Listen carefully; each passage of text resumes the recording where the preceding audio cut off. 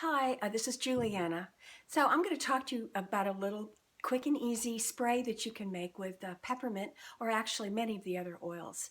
I'm going to show you how to do peppermint today.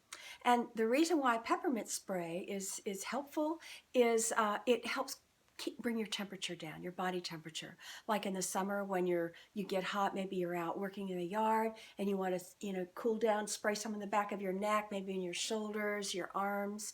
Feels great. With me, hot flashes is something I like to calm down with. But anytime you want to bring your body temperature down, just think about a nice spray. Or let's say you got some sunburn, so putting some peppermint with some lavender in it is a wonderful spray to use for that. So it's very simple, and so let me show you how to do it. I get these. This is a little 2-ounce bottle, a glass bottle. I get these on Amazon or Aroma Tools. So that's that.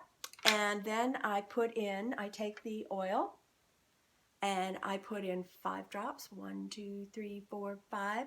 Some people use up to 15. You decide how much you want to use. But I'm putting just 5 in today.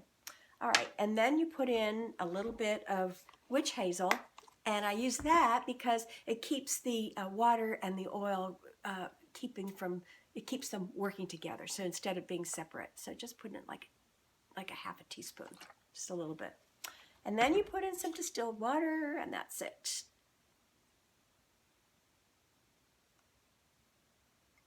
And that's it.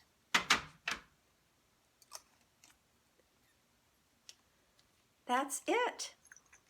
And then shake it up and spray.